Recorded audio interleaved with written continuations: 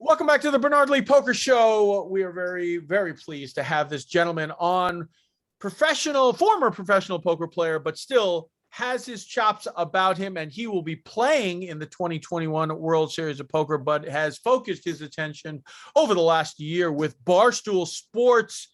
Ben Mintz is joining us here on the Bernard Lee Poker Show, and we are going to be talking about poker. This gentleman, just so everyone understands, has won over $600,000 playing poker. 2011 finished 75th in the World Series Main Event. 2012 won his WSOP circuit ring.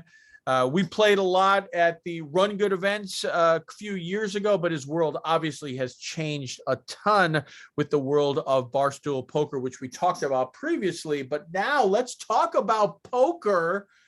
You talked a lot about how you got going in the world of poker, but just reiterate that a little bit. You played a lot online and even left college to play online, right? Yeah. Well, so like so many, I'm just like one of so many in that generation that saw the Moneymaker and Raymer Mains and started playing $5 games in the frat house. And Ole Miss was an hour from Tunica, Mississippi. So I used to go up there and play low stakes at the Horseshoe and Gold Strike. And I remember I won a $20, I had like $200 to my name, like a broke college kid, and I won a $20 40K a $22 40K on Party Poker in April of 2006 for 10K. And I thought I was a millionaire at 22. Like, 10,000. And so that's a lot of cases of beer, baby. Yeah, exactly. And so I got kind of hooked from that moment and, just kept kind of like half hanging on with school and half not. And finally, I was like, this isn't going anywhere. Let's just embrace this. And at my peak, I cracked the top 200 on the Pocket Fives online rankings. I wasn't like one of the best in the world, but I was good. I was like a mid-stakes, solid mid-stakes grinder. I did well on Full Tilt and Bovada and Ultimate Bet. I was like break even on Poker Stars. And then, but luckily, I lived in the South where a lot of poker's a lot weaker in the South than it is in the Northeast. And so I had a lot of success playing in Louisiana and Mississippi tournaments. And so I was like a Southern Live Pro combined with online. And I had a really good thing going there. And then, and that's all I did from 2000. I lived in New Orleans, moved to New Orleans in 2009, used to play a lot of Harris there, had great games and did that till 2014. So I was a pro for 8 years. And, I still like to think I'm still pretty good at poker, but I will say I really like having poker is something I do on the side. So now when I lose, it doesn't, I just go, have fun and enjoy it. And I don't have to like feel that roller coaster pressure of life. Right. And obviously, like you said, you played online, you played live a lot in the South, but the World Series, you had good success there as well. Talk about your run in 2011 in the main event, 75th, still an incredible run. That was the year that P.S. Hines won, Martin Stasko, Ben Lamb, and my God, it was 10 years ago, brother. It was, man. Now I was a 28-year-old then. Now I'm 38, a little older and wiser. But really what happened in that main, so the first time I played the main was 2010, and I was super nervous. And I was at a tough table where like everybody was 3-betting and going real hard, and I was kind of nervous. And I didn't feel like that confident.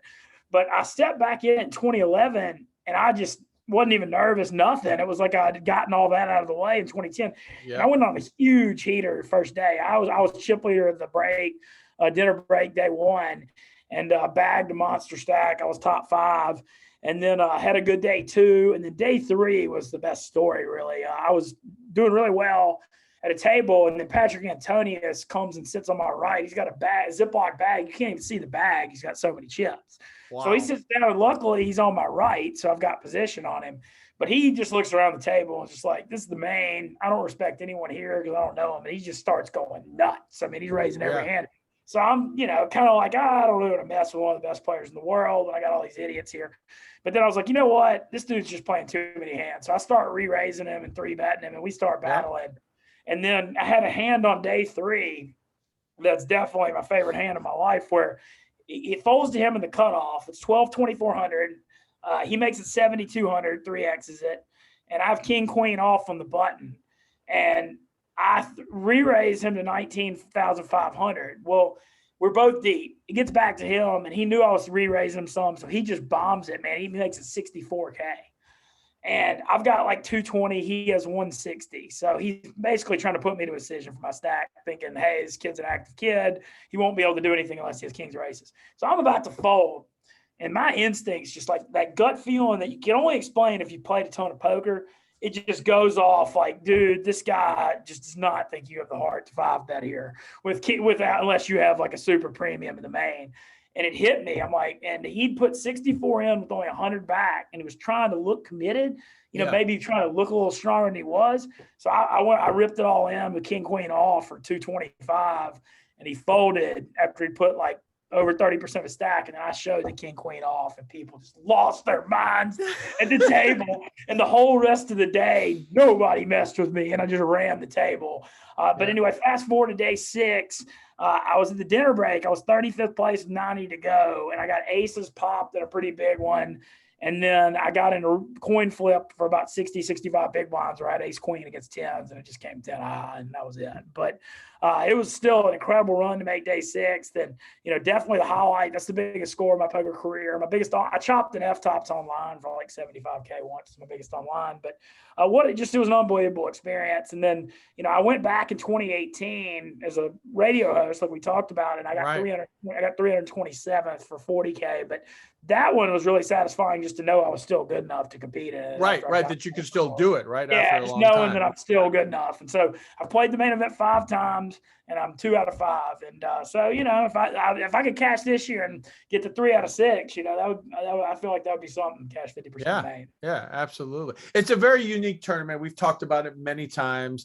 Obviously the money bubble is a bubble like no other, but to me, the weirdest scenario is the day 1 bubble. I just find it so unbelievable that so many people are so concerned about making it through day 1. They're calling, I made it through day 1. You don't get anything. Like you literally get nothing. It's not like you make day 2 and you're close to the money. Like day 1 is nothing. And no one does that for day 2, by the way. No one's like calling home saying I made day 2. And I remember one story, somebody was talking about poker, and the gentleman introduced me to go, oh, Bernard plays poker.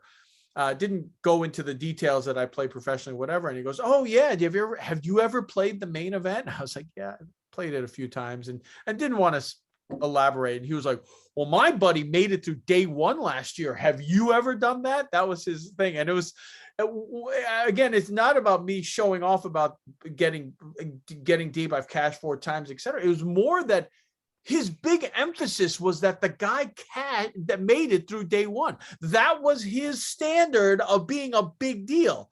And it's just amazing to me to say like that people really think that that's such a big deal. And that's just the world of poker. That's the main event. Oh, it is. It's a real thing. It's a real thing. Nobody wants to tell their wife when they flew to Vegas for a big poker trip they couldn't get out of day 1 on that main. Right. 100%. So, you played obviously for so many years, but with now being focused so much on Barstool, you don't get to play a lot, right? No, I really don't. And the thing is too, I'll say this on here. I got a 1-year contract when I got hired by Barstool because I had 3,200 followers when I got hired. So I got kind of like a 1-year prove it deal. So, I mean, I talk a little poker, but I've been worried about this job this whole 10, 11 months. Of course. But I'm excited to get back out there and play. That's a big part of actually why I'm doing 2 trips to the main instead of 1. I can't just show up after 2 years and haven't played and expect to do anything in the World Series main. You got to be in that mental shape. Right. So I'm trying to go out to play some we're going to do some warm up trial by fire in the 500 reunion and maybe the 600 deep stack and 1K. Some smaller buy-ins, kind of get the juices going again, just get reacclimated to it all. Right. And then I'm trying to go again, 3, 4, 5 days before the main, to try. I'm going to play the main no matter what, but I still like to try to win a mega in it to, make it a little cheaper and then play some other stuff to warm up. And so I'm hoping, you just can't expect to show up to the main cold and expect to do anything. Right. So I'm trying to put myself I'm going to send you, you're going to give me your address. I'm going to send you a copy of my latest book, The Poker Satellite Success, which is all about poker satellites and all that stuff. I'm going to send you a copy, bro, so you can read it. But I love that. I'm a big believer in the mega satellite. Love it. I think it's one of the coolest aspects of poker. Absolutely. No matter what set you want to play, you can turn a little into a lot. And Right. to be honest, I mean, you know this too, Bernard. I mean, the satellites are a lot of the weakest competition. And so, you can get it. One of the biggest mistakes I look back on and I made was, so many people get back to the poker world. Man, you'd rather just stay on your own and try to satellite the big stuff, and I actually made that mistake. You're better off playing lower, trying to free roll your big shots than having that ego like, oh, I don't want to miss all these 1,700. Right. 100%. Right. You play, you haven't played much recently, but you live in Jersey. So you can play online. Have you dabbled a little bit here and there? Oh, I just moved to Jersey a couple of weeks ago, so it's on my itinerary of things to do. But with football season starting, man, I mean, we're 7 days a week slammed here, so I haven't got to do it yet. I do plan on downloading and getting on the World Series of Poker and Party Poker too. Yeah, and especially if Borgata and some of those places come back, you can satellite into those tournaments. So that's probably after football season this year, that'll become a priority. But I'm focused on just the World Series. And then also, it's just going to be so different going back as a Barstool guy. I'll be writing blogs and doing interviews and video. It's almost going to be like I'm more there for Barstool than happen to play the event. So, it's a new world. There's a lot of Barstool fans in the poker world. And so and also just, you're a smart guy. I have to adjust my strategy. Of course. You got 10, 20% more shots than people trying to bluff me on the river. You can't see it, but every Barstool buddy and everybody who knows it, they see the 2 red circles right in the top of your forehead, man. That's the target that you now suddenly have because everyone wants to have that story. I knocked out Mintzy. Yeah, I feel like also specifically, like I try to make tighter river falls because, you never want to be too much of a hero. But I think I got to add 10 to 20% people are just trying to bluff me on the river to show 100%. I'm about that. So you listen to this podcast, you're getting hero called Blights. You better show it to me because I know that everybody wants that story. And so now when I'm analyzing the river, like the story of the hand, if it's like when in doubt, fold I used to be. Now it's going to be when in doubt. Well, this guy. Let me think about this. Right. Yeah. Right. So I think that's going to be a big adjustment for me. And Barstool Nate and you have a podcast on Barstool, right? What is that one? Yeah, Cracking Aces. Yeah, it's Nate's podcast, and I'm now part of it. I don't want to sound like it's mine. He's been 100% for a while. He built up the Twitter and the Instagram, and we had Phil Hellmuth on this week. The 100th episode's next week. I have an idea who we're going to have, but I'm not going to spoil Nate's thunder on that. We've got another big guest, and really just looking forward to getting it out to the main event and taking it to the people. But one thing I'm a little concerned about, do you think the WSOP is still going to do good? Obviously, the international travel ban, but I feel like part of why it does so good is in July, there ain't much else going on. During football season, I think it might not get quite as much exposure, but either way, I'm just glad to see it's happening. Right. And for people who might remember, a couple years ago, Barstool did very well in the Big 500 and got deep in that event, 529th. And there were so many people in that event. And so kind of Barstool was getting picked up with about 28,000 entries, and to finish in the top 500 or so, definitely got the recognition for that. Talk a little bit. I'm looking forward to that reunion event. You just mentioned it. That's the first event I'm playing. I think that's a great warm-up. There's going to be no expectation, nothing. Right. There's 10,000 people. It's a $5 million guaranteed. I think that's a real fun one to warm up in. And maybe even if I make a few mistakes, whatever. The buy-in's low. There's a million people in it. I think you can also re-enter if worse comes to worse. I think it's a good warm-up event instead of like hopping into a 3K6. Right. So who's going out for you guys? You and Nate are both going out? So Nate and I are going on the first trip, and I think Smitty's got a young kid, so he's going to come on the second one. But the plan is I'm flying out Thursday the 30th and going to stay till October 6th, playing the reunion, and then maybe the 600 deep stack Monday. Hopefully I'm still in the reunion, so I can't. And then the 1K Super Turbo Bounty, which is a one-day tournament Tuesday, and flying out Wednesday. And then I'm going to come back right after Halloween, probably from Monday, November 1st or Tuesday the 2nd, play some warm-up stuff, do some content, and then I'm going to play the main on Friday, November the 5th, which is the second day one.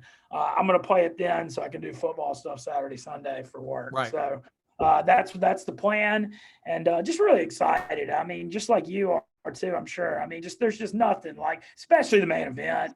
But just, I'm just ready to get back in there. I miss it. I played online a lot during COVID when I was unemployed for 3-4 months, and that was fun. But I'm ready for the real thing, man. I'm ready to get nothing like the World Series. For people who are watching on YouTube, right behind me, that's the mothership right there. And so, World Series, the live action, it's just very different, from people from all over the world and all different, really it's kind of understanding where the landmines are and who you have to avoid and what you have to avoid. And listen, your flip's got to hold up. I mean, it really comes down to a lot of that sometimes. You could play really great and you lose 3 flips in a row and you're out. It's as simple as that. Yeah, but there's also the other side where you suck out in a few big ones. Of course, Yeah. sure. As they said, if you're good and you're lucky, that's just a really unfortunate and unfair combination, right? When Phil Ivey sucks out on a 2-outer, it's just not fair sometimes, right? Yeah, he's going to take advantage of it. Right, exactly. So, anything else with regards to the talk a little bit about Barstool SportsBook? A really interesting update. Well, so that's the big thing that's really what they hired me for. They found out I was an old gambling guy. I'm really helping push that. We have 43 Penn properties around the country. Penn bought Barstool for $450 million in January 2020. They have 10 Penn prop, 5 each, Louisiana and Mississippi, which are my 2 strong suits. Right. So, the Mississippi sports books have it now. They don't have the app. Louisiana sports books are about to have it. We're going to have the app in early 2022. But, man, we're rolling this thing out all over the country. We just got it in New Jersey. We're New Jersey, Virginia, Tennessee, Illinois, Indiana, Pennsylvania, Michigan, and we just got to Arizona. So we're in 9 states now. And I think they're saying 3 or 4 more by the end of the year. And then it's just going to be more and more in the coming years as sports gambling has become, legal nationwide. Right. And so what they want me doing is, I post all my football picks and blogs on my Twitter. And, they want me kind of like, and look, props to Barstool and Penn. None of us say we can beat sports gambling professionally. The difference what we do, we make gambling content fun. When I get my butt kicked betting on sports, everybody laughs at you, makes fun of you. It's all about like we're doing this because it's fun, gamble responsibly.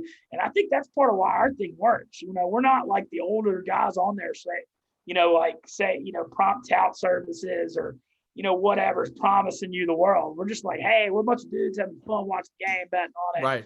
I think that's part of why our brand works. We don't try to be anything we're not. Right. And like you said, it's not like, oh, we guarantee 7 of our 8 picks. It's just like, hey, listen. And when you don't do well, they're going to let you know and they're going to have you, right? Oh, I mean, I went to college baseball. We got lines for the NCAA tournament. Look, I'm a college baseball fan, but I've never seen a line on that in my whole life till the NCAA tournament. Well, suddenly I get labeled the college baseball gambling expert. I've never even bet on it. I'm a fan of the team. So I get freaking drilled. And Dave's taking my picks and he loses all his money on them. And I mean, he just killed me. I went to Omaha and went 2-8 in my first 10 games. And man, that turned into big content though. Anything Dave Portnoy does interacting is just but it was almost like better to go 2-8 than 5-5 because it came a story. It's kind of like failing up platter a little bit, I guess you'd say.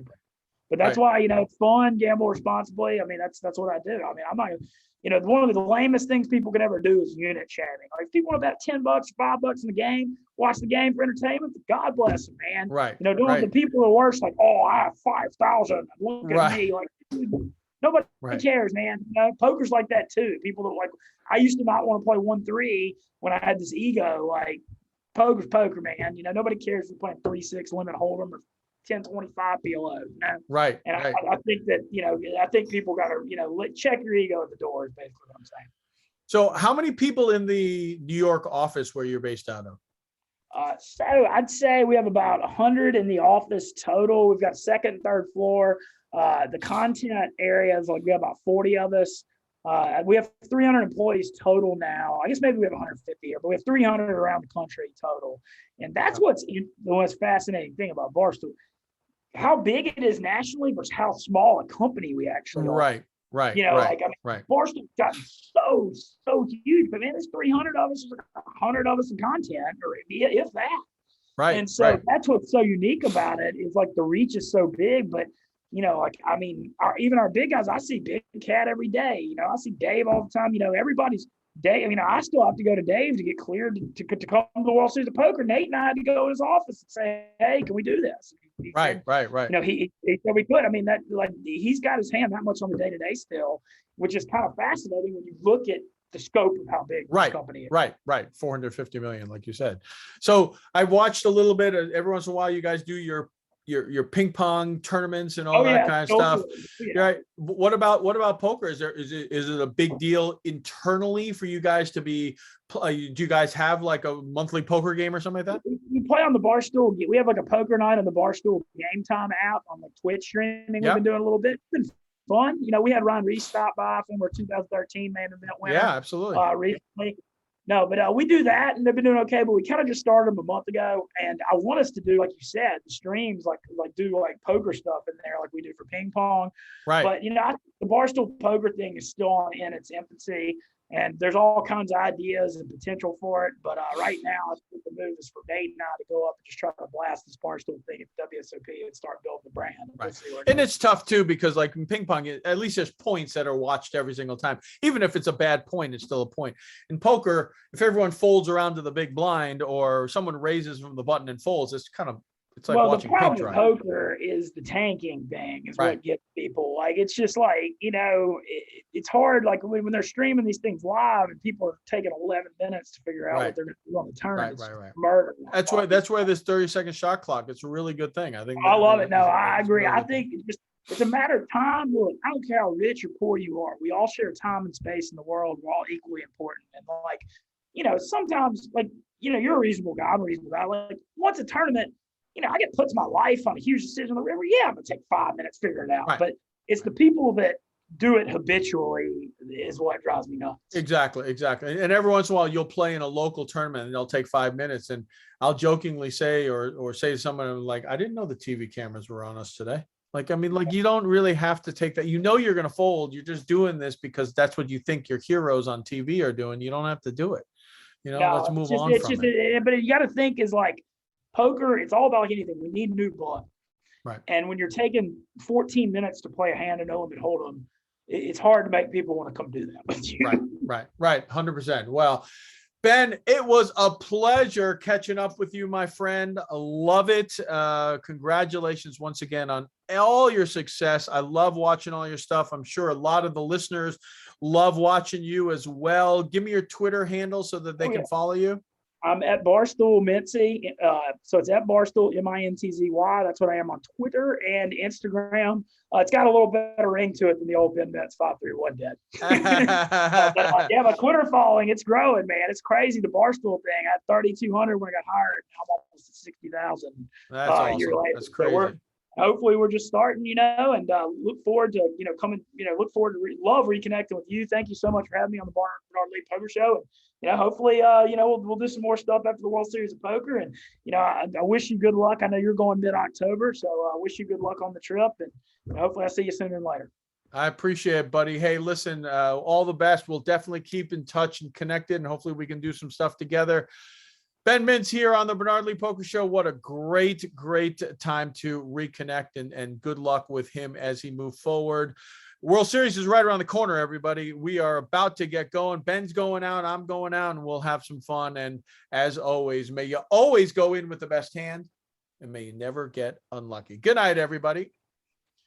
Also, remember, if you are on here on YouTube, don't forget to subscribe and like. Isn't that right, Ben? Always do that. Yeah, like and subscribe. Building that YouTube channel, I've had to do it. It's no joke, man. It's weird. It's not the easiest thing for people to do. So like and subscribe. It's a grind, and I respect it.